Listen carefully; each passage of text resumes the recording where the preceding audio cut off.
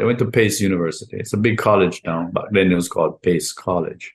They had a payment plan where you had to pay half the tuition for the semester, when you register, and then you had two payments after that. So I had the first half, and I paid that. I had no idea how I would pay, the other two payments. That's the way it works. You just have to step out on faith and do it. So I did it, and now here I am, many decades later. Welcome to the Immigrant Experience in America, an immigrant human library, where we amplify and humanize the experiences of immigrants in the United States and around the world. Listen in as we add another story to our immigrant human library. Hello, friends, and thank you for joining us on another episode of the Immigrant Experience in America, where we amplify and humanize the experiences of immigrants living in the United States and around the world.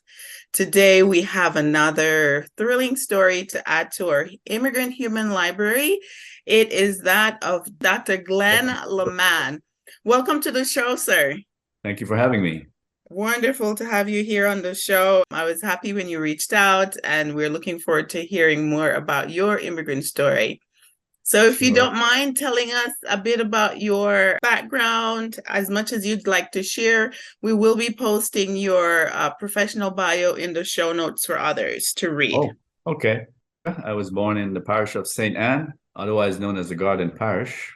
I grew up in the town called basically Claremont, a suburb of Claremont, I guess, called Coltott Grove, which is about a mile from Claremont. But I like to tell people that my grandmother's house was at the 1 mile post, and 8 miles down the road was where Bob Marley grew up.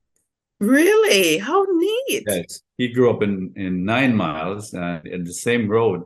So I'm sure he passed my house. I just didn't know him at the time. So that's my claim to fame. So for the first 10 years or so, I lived with my grandmother and my great-grandmother's house. My great-grandmother checked out when I was around 8, I think. And then my grandmother, she hung in there a few more decades. So on my mother's side, she can trace her father's folks came from Ireland. I think the story goes that an ancestor would come on a ship to Orocabessa in St. Mary. And it was a supply ship. And then on one journey, he just decided to stay. And then he got married and hung in there and so on. So that's her father's side. On her mother's side, though, they go back, I'm not sure, but they're probably from, and my great-grandmother, she could tell stories about slavery days and so on from her mother's story. So that's that. My grandfather actually is Chinese. He came from China in the early 1900s. And he actually came as an indentured servant, believe it or not. They actually had indentured servant well into the 20th century. And he worked on a plantation in St. Mary. And when his contract was up, he opened a shop. And then he was doing so well, he sent for his son in China, who was my father, his son and his wife. And then they had they were there for a while. And my father eventually went back to China. And he left my father with, the business. And my father's first wife died. He had a family. And then later on, I came along. Unfortunately, my father inherited 2 shops from his father, but he became a compulsive gambler. And it wasn't long after he had lost both shops. So he really didn't have anything. And that's why I kind of ended up in Claremont, living with my grandmother. And then I only saw him occasionally. And when you say shop, are you referring to grocery stores? Yeah, grocery shop. Typical what we call a Chinese shop in Jamaica. Yes. The shop that sold everything. So he had 2 of those and then gambled it away. And I think he made several attempts to get back on his feet. I think at one point he had a shop and money, and then he lost that again. And so the next time I engaged with them, my mother had gone away to Kingston, and I heard they were together. And then I would go visit on some vacations. And then he had a shop, he had a restaurant in Kingston. So it looked great. And my mother said, you can come and stay with us. We got a business now. So I went back home and I finished up my school year and packed up and I went to Kingston. But guess what? When I went back, there was no shop. Yeah, they had moved and everything. They were just, basically struggling. And I think, but luckily for me, I won a free place to high school in Kingston College, KC. But every year we moved. And even one time, I remember we got evicted. Well, in those days, they didn't really evict you. What they did, they had a company that would come to your house and take your furniture for payment of rent. So that's what happened to us. So we kept moving every year. Never made any friends like in high school, you know. So I remember now my early childhood was a country boy hanging out with the goats and the chickens and the pigs and so on. All of a sudden, I'm in a big city, very exciting. But we kept moving every year, so I never really made any neighbor friends and so on. And then to top it off, when I was 15, so he died, and then we were homeless. So my mother, her mother, and I stayed around in Kingston to finish up my high school. So it was a little traumatic. And how old was he back then? When he was considerably older than my mother, because remember he had a family already and a whole nother set, and they were all adults already. He was in his 50s, so late mid 50s. And so now you're with mom and at Kingston College and trying to figure things out. Yeah, well, I was alone because my mom went back to live with her mother, and my two sisters at the time. He had two more kids. They had two more children, so that's the way it was.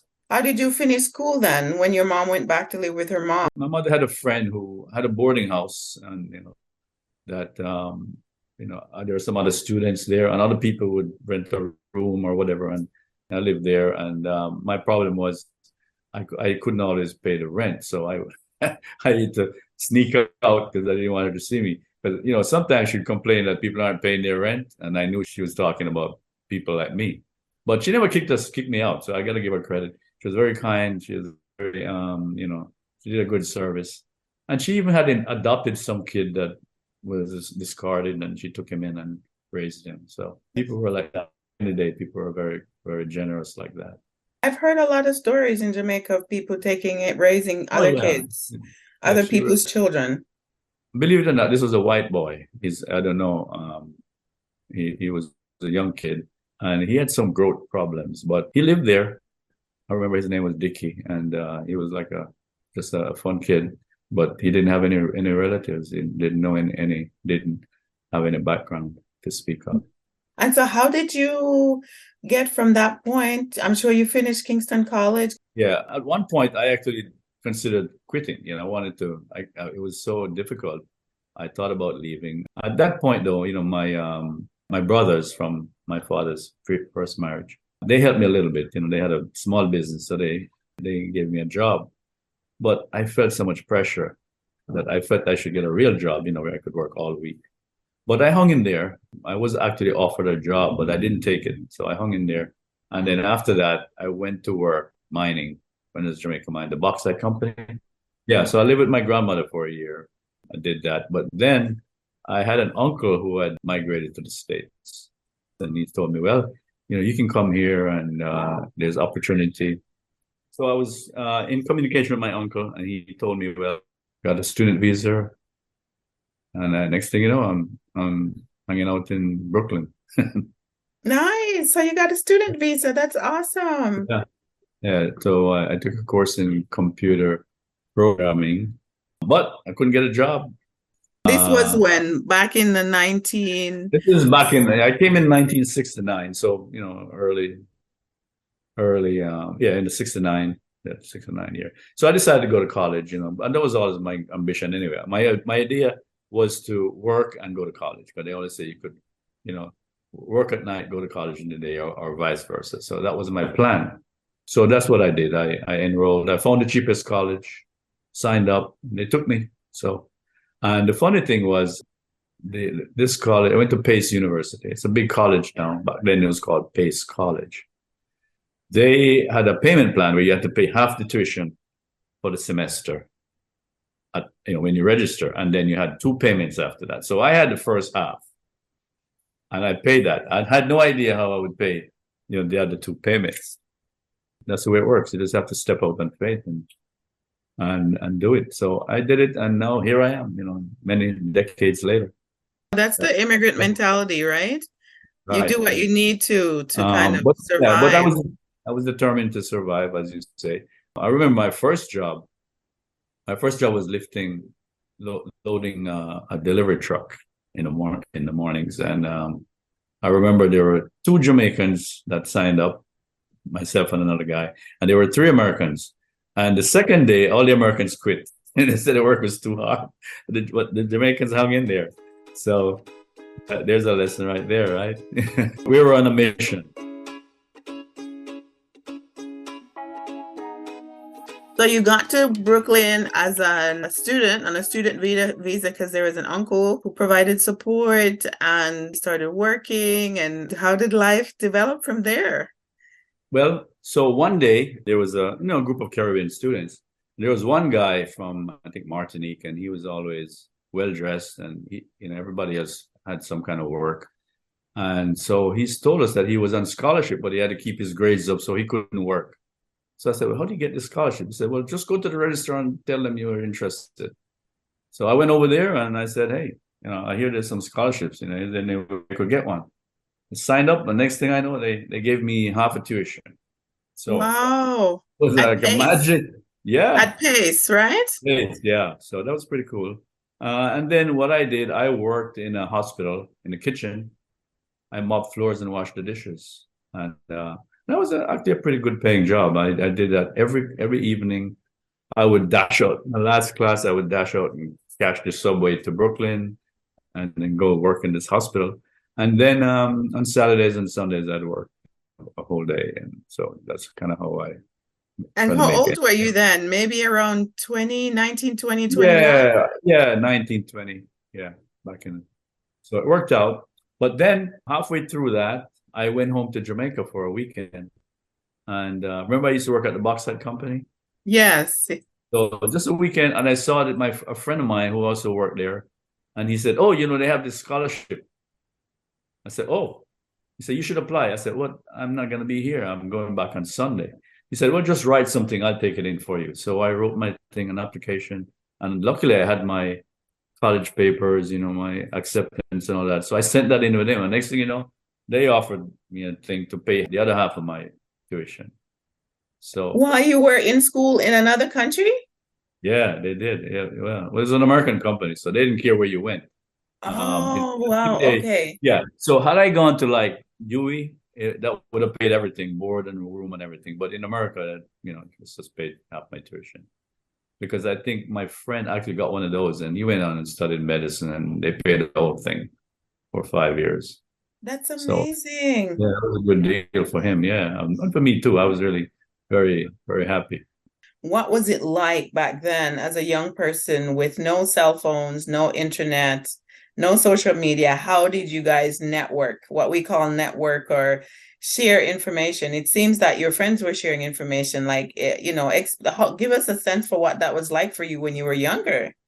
There was telephone. Of course, we didn't have cell phones, so you could borrow phones. Usually, most homes had a phone, and so of course you have to catch the people when they're there. In the case of how I got the job, another friend called me and told me that his cousin was going for this job, and that's how I ended up going. But yeah, pretty much you leave a message, call and leave a message. That was it. And pay phone, it was a dime to make a call in those days.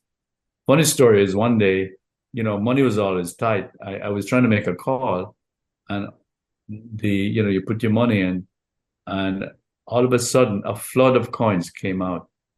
Yeah, every once in a while things will break your way, right? Do you remember how much money you actually got when that just kind of opened up? It wasn't that much, maybe about $5, but it was like $100 the way the impact of it, right? Yeah, it's just found money, How did things develop? I think you mentioned C Penney, so you did computer science. You had a way to get school paid for and all of that. No, I actually studied biology because I was hoping to go to medical school, and I actually packed up and was going back to Jamaica, and then change of plans.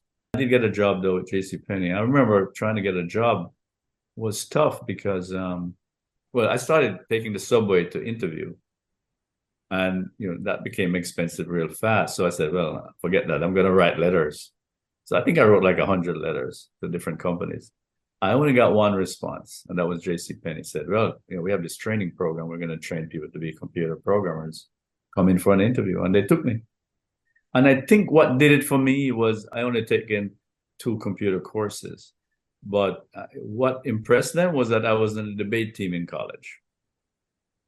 Even though I didn't think we did that great, but she said, "Oh, that counts for a lot." And I said, "Okay, if you say so." And so they were impressed with that. And next thing you know, I was in a training program. And after about a year and a couple of years there, they had an opportunity in Atlanta, Georgia. I said, "Well, that's warmer weather." By then I was married and I had a daughter. It seemed like an opportunity for us. We could buy a house, and the cost of living was cheaper and so on. So we took it and we moved. They moved us. They sent the movers and they packed up everything, including our garbage. They packed everything they saw. I said, "Hey, that's garbage." So before we get into the Atlanta piece, I'm wondering if you can share with us, like as a young person growing up in Jamaica, you're from mixed heritage, of course, and Jamaica is Right. considered largely a Black or people Right, from exactly. African descent in the country. Like, what Yeah. was it like for you growing up? I know that it sounds like your dad made some unfortunate decisions and Right. so forth. What was it like going to KC back then? Yeah, I always lived very close to the school, so it became a central part of my life. In other words, on every weekend I would go over there and watch some game, cricket or whatever, because I was just, like I said, I didn't have a lot of friends, so I would go over there, and they had a chapel, so I went to church there. We had church every day. Yes, very Right. popular in Jamaica Yeah. church. So, so I was into the religious thing. Even as a boy, I remember in the country, we'd go to church. They had meetings at night, and we had missionaries too. I think at one point we had a missionary. Some people came from America, and they would have a nighttime meetings, in the area, and I'd go to that. And they had Sunday school, so we took part in that too. So we moved a lot. So I always felt that pressure, I always felt that, it was unstable, and I never knew, when. Well, so before I even started, that's when we had that eviction thing. So that Wow. that just was back of my mind. Oh my God, yeah, this could happen again. And then my father would come home, and he wouldn't have any money, and we had some uncertain times. Let's put it that way. And for a young Right. teenager just trying to focus on school, I can Right. imagine. Exactly. Yeah, and I could tell that when he died, that my whole concentration fell off. I could. It was. I think I had a cold for 2 years. I got sick Wow. after that. Yeah, my whole immune system took off, and I was struggled with my nose is always running. I was sick for a couple of years. Yeah, it was really very, very quite a trauma. Yeah. I hope you had a somewhat or of a semblance of the Jamaican culture and enjoying the food and Yeah. So so forth. Like, when I look back on it now, I'm amazed at the things that I was able to do. I mean, I went to football games. I remember going to Carib Theater, Regal, to watch movies. I think the Drifters came one year, and I ended up going with a friend. I don't know where I got the money, but somehow something always worked out. While I was going through that, I felt tension. But now that I look back at it, I'm amazed that, oh, I did that. I can't believe it. I mean, I went to the National Stadium. I went to, all of these things. It was incredible. I soaked up the experience. I was even in a play at school. I didn't do anything. I think I just stood there like a guard or something. But and then as a reward, they gave the whole cast tickets to see the pantomime at the Ward Theater. So I took part in things like that. And that's good. yeah, so I did. That's good. I did it. I went through it, but I didn't really luxuriate in it. I didn't have the. It was under some constraint. I get it. The kind of emotional instability of like what was going on at home. You did get exposed to like some very good Oh yeah, activities yeah, in Kingston. That's good. sure, yeah, definitely took in a lot of the. Man.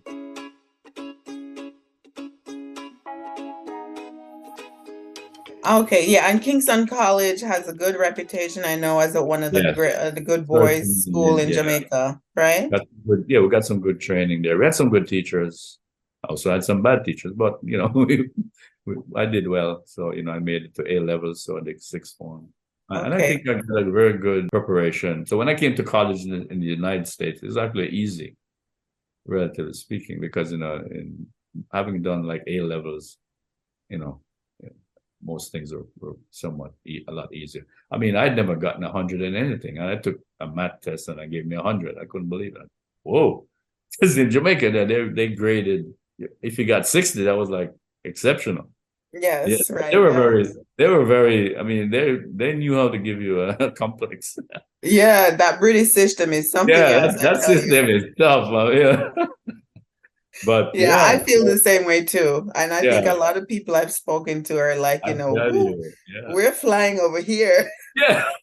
And I noticed that. I've noticed over the years that I think if you have a kid in America, you send them to Jamaica for the first 10 years and then bring them back. And it's all downhill for them because it's a completely different, and the training is so much better. And, even my primary school, I look back on that now. I'm still friends with some of my colleagues from primary school. I can name several of them. I have lunch every time I go to Jamaica with the young man, the old man now that I used to sit beside in primary school. That's so good, right? Yeah, so we still have those, but we got a good preparation. I remember in preparing for the common entrance, right? Remember in those days that I think before independence, there's only a couple thousand kids could go to high school. And then after independence, they kind of opened up a little. So it was very hard, you realize that if you didn't go to high school, then you're relegated to just a couple more years of primary school. But in that our particular school, the year before you took the exam, they had you stay back every day, 1 hour after school, and you were in a class. There's a classroom of everyone, and they would give you write an essay and you did some math, and you just did that over and over. So when you got to the exam, I think a lot of kids passed. So we really were on a very good school for that. I can relate to that. Putting the extra time after school Work, yeah. to get prepared for the Just CXC. go through that motion, that extra. Well, I think Malcolm Gladwell has this saying that if you want to be good at something, you need to put in 10,000 hours, right? And if you do that for basketball, hey, you're probably good. But if you're not tall, then it probably doesn't help you that much. But if you put 10,000 into doing your work, your schoolwork, you'll probably learn something. I visit my teachers, my high school teachers. Every time I go back home, I'm still in touch with my English lit teacher, my French teacher, my history teacher, and others. And I have so much respect for them because I realize just how much they poured into us. Right. And without prejudice, they poured into all of us children just so much, And I understand that they're hiring, the US and other places are hiring teachers from Jamaica because they're highly sought after. I really do think those teachers' college do very well in preparing these people. Yeah. The system there has its strong points. Yeah. Well, definitely, you have to do the work. I think in America they tend to gloss things over, and I realize that doesn't really work for some people. At some point, you really need to develop in order to survive it to come. And now it's a global marketplace. So, Exactly. Yeah. Yeah, you have to be able to compete. So, but on to that transition to Atlanta. Tell us a little bit more about what it was like, transitioning with your child and family to Atlanta and trying to find a place and what life was like back then in Atlanta, in Georgia. Right. So this is the 70s. I think I was the only person, if I recall, that left New York to go there from that department. And everybody said, we can't leave Broadway. I said, well, I'm go there that often. And so, but everybody said, you sure you want to go to Atlanta? There's Ku Klux Klan. There's people drive around with shotguns in their pickup trucks, and they're painting this. So I said, well, yeah, you may have a point. But I did read, I think in that year, National Geographic had a story about Maynard Jackson, who was the first Black mayor of Atlanta. And I think he was on the cover. So I read that and I said, well, I mean, it can't be that bad. They have a Black mayor, so what? So I said, let's roll the dice. And it's warmer and, a lot better than living in New York. And so we made a plunge. And so first thing, though, looking for a house, right? In that time, the Ku Klux Klan used to have an annual convocation in Stone Mountain in the park. I mean, they just meet for like a weekend over there. And I said, hey, send me the other side of town. in the West Side. I don't want to be near those guys. So I ended up, getting a house in Marietta. And it turns out that it was a lot, I didn't see a lot of activity in terms of the, Ku Klux Klan or anything. But an unfortunate incident occurred, I think the first few months. I was going to work early in the morning because I started working at 7, so I left in the dark in the winter months. My tire blew up about a few miles down the road. And when I looked at it, I realized that it wasn't like a flat. The rim had fallen apart, the side of the tire. So I said, okay, fine, I changed it and I went to work. And at the end of the day, I'm coming back. I look at my car in the parking lot and there's some writing on the back of the car, like somebody painted or whatever, defaced the car. So I said, oh, well, somebody in the garage probably, just went through and mischief, But when I got home, I noticed the same markings on my mailbox and in front of my driveway. My goodness, what is this? And the letters were DDD. That's really what they painted. So I didn't know what it was. Back then, I didn't even take a picture. I didn't have, cell phone wasn't around back in those days. So I just said, well, I have no idea what it is. So I cleaned up as best I could. But then a couple of weeks later, a friend came to visit and said, and I was explaining to him, and he's a much older guy, and he's an American and living in the South and everything. And he said, that might have been the KKK, but they didn't want to put KKK. They put DDD. And I said, oh my God, you kidding? And immediately after he said that, I put my house on the market. And I said, we're moving. So I moved I moved into the city of Atlanta, closer. So from then on, I always lived in the Black neighborhoods. I said, well, I'm not taking any chances, I don't want to be a martyr or brave or whatever. But within a few years, though, everything had changed. People started moving in. Jamaicans started coming. I tell people that when I first came to Atlanta, you could not get a patty if your life depended on it because there just wasn't, the restaurants weren't there.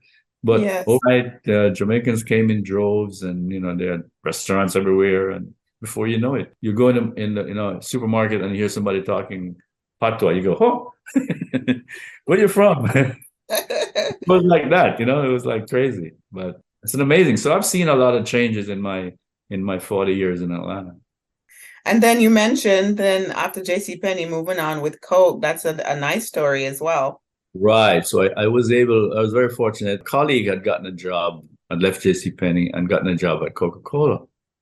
And I just happened to see him at lunch. So in other words, as you say, back in the day, we didn't have we weren't texting or anything. I just happened to run into the guy, just at one lunchtime.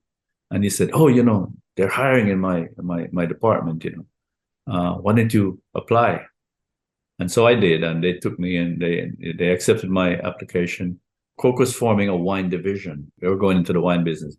Most people don't know that they did that because they only had it for I think 4 years. And then they decided it wasn't a good fit for them. So they sold it. And then all of a sudden, all these people were, without jobs. So they said, okay, you guys can have the first pick on any jobs in the corporate. You get a first selection. So they gave us preference, so to speak. So I got a job in the market research area. And it turned out, I was there over 20 years. Really very interesting. I got to travel. There was a lot of traveling involved. And I think I mentioned that I'd been to South Africa once, after Coke had divested from during the apartheid era. Mandela came out, was released from prison. He became president, and all of a sudden it was business on again. So Coke sent a team to evaluate getting back into the business and getting the customers up to standard. And so I was part of a team that did that. And we did surveys. We visited a lot of customers. And it was a great experience. I really had a great time. I went to Soweto, the township. I went to a gold mine. I started taking pictures, and they almost took away my camera. It was something else. But that was quite an experience. And what I noticed was that the whites spoke very highly of Mandela. They were so relieved that there was no bloodshed after he came out of prison. He handled that in a very graceful manner. So that was great. Join us again next time for part 2 of this episode. Friends, as always, please subscribe, comment, and share if you enjoyed this interview. If you're passionate about telling immigrant stories, our team is looking for help. If you're willing to help with podcast production, social media, or Patreon management, please reach out to us. You can also donate on our Patreon if it's easier for you. All the links are in the description below. Thank you.